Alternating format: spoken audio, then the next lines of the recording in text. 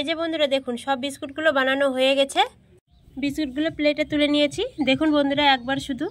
নমস্কার বন্ধুরা, village food with Shampa কিচেনে আপনাদের সকলকে স্বাগত। আজকে আর একটা নতুন রেসিপি নিয়ে এসেছি। বাড়িতে থাকা উপকরণ দিয়ে দোকানের মতো যেমন খাস্তা তেমন দেখতে সুন্দর বিস্কুট বানাবো। আপনারা পুরো ভিডিওটা প্রথম থেকে শেষ অবধি দেখতে থাকুন। আর কোনো বন্ধু যদি আমার চ্যানেলে নতুন হন তাহলে আমার চ্যানেলটিকে সাবস্ক্রাইব করে পাশে থাকবেন। তাহলে চলুন বন্ধুরা বিস্কুটটা বানিয়ে নেওয়া যাক। বিস্কুট বানাতে বসে গেছি। আজকের বিস্কুটটা খুব সহজভাবে বানাবো। যারাও পারেন না বিস্কুট বানাতে তারাও কিন্তু এই রেসিপিটা দেখে কিন্তু খুব সহজেই বাড়িতে বানিয়ে নিতে পারে।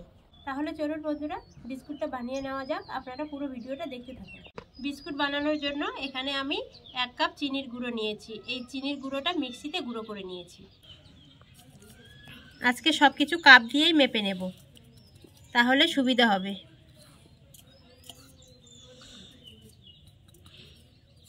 এই কাপটা দিয়েই আজকে সব কিছু মেপে নেব।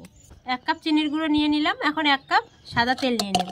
এখানে আমি 1 কাপ সাদা তেল দিতে চেয়েছিলাম, কিন্তু 1 কাপ সাদা তেল দেব না, হাফ কাপ সাদা তেল দেব আর বাকিটা ঘি দিয়ে দেব। তাহলে 1 কাপ হয়ে যাবে। পুরোটা ঘি দিলাম না, একটু সাদা তেল আর ঘি মিশিয়ে দিলাম। আপনারা চাইলে এখানে পুরোটা ঘি দিয়েও বানাতে পারেন, আবার সাদা তেল দিয়েও বানাতে পারেন। এখন চিনির গুঁড়োটা এই সাদা তেল আর ঘিয়ের সাথে ভালোভাবে মিশিয়ে নেব।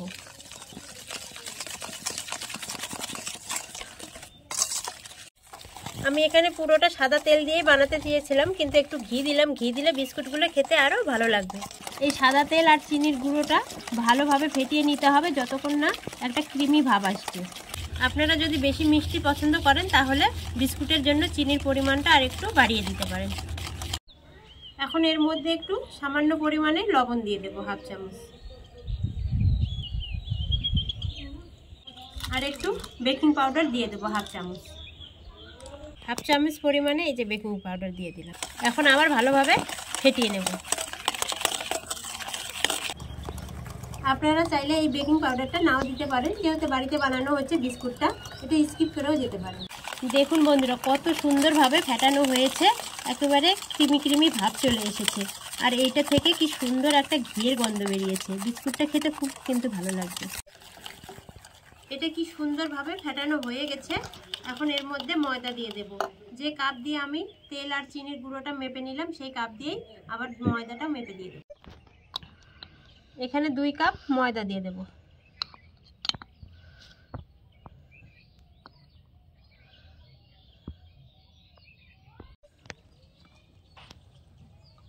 এই কাপের পুরো কাপটা ময়দা দেব না, একটু সুজি দিয়ে দেব।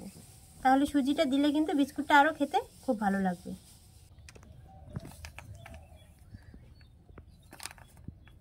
এখন এগুলো সবগুলো ভালোভাবে মিশিয়ে নেব।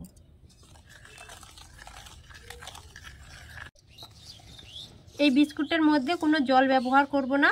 এই তেল আর চিনির গুঁড়ো দিয়েই কিন্তু এই ডোটা তৈরি করে নিতে হবে। বন্ধুরা আমি এখানে ময়দা ব্যবহার করলাম, আপনারা চাইলে গমের আটা দিয়েও কিন্তু করতে পারেন এই বিস্কুটটা। এখন হাত দিয়ে মেখে নেব ভালোভাবে।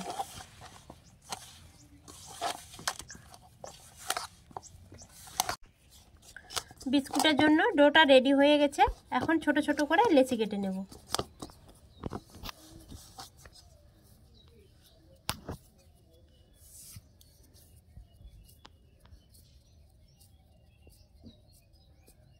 এভাবে ছোট করে লেচি কেটে নিয়ে একটু গোল গোল করে নেব।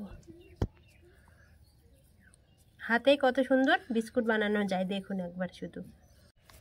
এইভাবে হাতে গোল করে নিয়ে একটু হালকা হাতে চাপ দিয়ে দেব, বেশি চাপ দেব না। এই ডোটা শক্ত আছে কিন্তু একটু ফেটে যেতে পারে, ভয়ের কিছু কারণ নেই। ফেটে গেলে আরও বিস্কুটটা খাস্তা হবে। এইভাবে কেটে কেটে নিতে হবে। যত কেটে নেবেন বিস্কুটের ডিজাইনটা কিন্তু তত ভালো লাগবে দেখতে।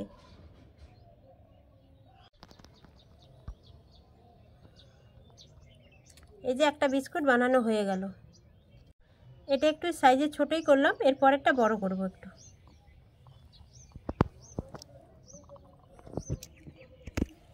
আবার লেচি করে নেব। লেচি করা হয়ে গেছে। এখন আবার হাতে একটু গোল করে নেব। এই বিস্কুটটা একটু ডিম্বা আকৃতি করব। এখন হালকা হাতে চাপ দিয়ে নেব।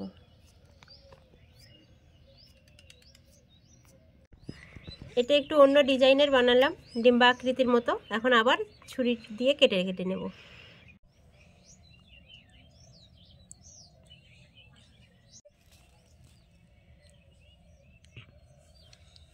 আমার 2টা বিস্কুট বানানো হয়ে গেল। এইভাবে সব বিস্কুটগুলো বানিয়ে নেব।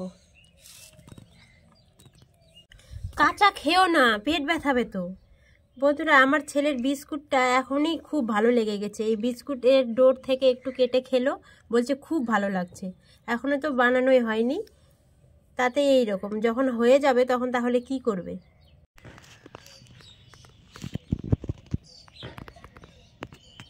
সব বিস্কুটগুলো প্রায় বানানো হয়ে এলো, আর 2-3টা হবে।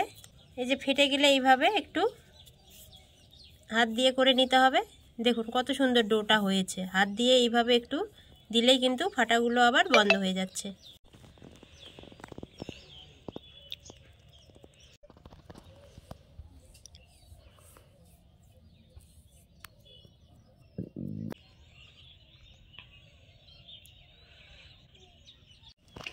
দেখুন এই যে কতগুলো বিস্কুট হয়ে গেল। এই যে বন্ধুরা দেখুন, সব বিস্কুটগুলো বানানো হয়ে গেছে। কত সুন্দর লাগছে ডিজাইনটা দেখতে, দেখুন একবার। বিস্কুটগুলো সব বানানো হয়ে গেছে। এখন এই থালায় একটু তেল মাখিয়ে নেব, সাদা তেল।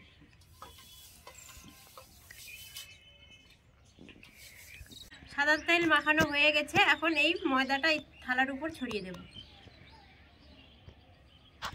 আপনাদের কাছে পেপার থাকলে পেপারও দিয়ে দিতে পারেন। এখন একটা একটা করে বিস্কুট নিয়ে এই থালার উপরে বসিয়ে দেব।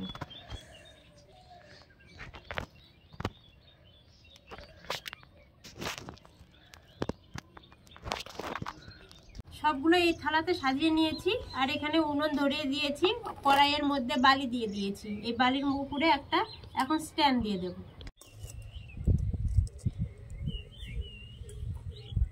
এখন এই থালাটা বসিয়ে দেব। এখন 10 মিনিটের জন্য বিস্কুটগুলো ঢেকে দেব। এই 10 মিনিটের মধ্যে কিন্তু একবারও খুলে দেখব না। 10 মিনিট পর ফিরে আসছি। প্রথমে 2-3 মিনিট একটু উনানের জালটা বেশি রাখবো, তারপরে মিডিয়াম করে দেবো। বন্ধুরা 10 মিনিট পর ফিরে এসেছি। 10 মিনিট হয়ে গেছে। এখন ঢাকনাটা তুলে বিস্কুটগুলো বের করে নেব। বিস্কুটটা এখন একটু কিন্তু নরম নরম দেখাবে। নামিয়ে কিছুক্ষণ রাখলে ঠান্ডা হয়ে গেলে কিন্তু শক্ত হয়ে যাবে। এই যে বন্ধুরা দেখুন, অনেকটা কালার চলে এসেছে। এগুলো লাল লাল হয়ে গেছে, তার মানে বিস্কুটটা হয়ে গেছে। এখন নামিয়ে নেব। দেখুন বন্ধুরা কত সুন্দর হয়েছে বিস্কুটটা, একেবারে দোকানের মতো লাগছে না? বিস্কুটগুলো ঠান্ডা হয়ে গেছে, এখন তুলে নেব। দেখুন কত সুন্দর তুলে আসছে, আর বিস্কুটের পিছনটা দেখুন কত সুন্দর হয়েছে, একেবারে দোকানের মতো। একবার শুধু দেখুন বন্ধুরা, প্রতিটা বিস্কুটটাই কিন্তু ভালোভাবে বেক হয়ে গেছে। এখন সব বিস্কুটগুলো তুলে তুলে নেব।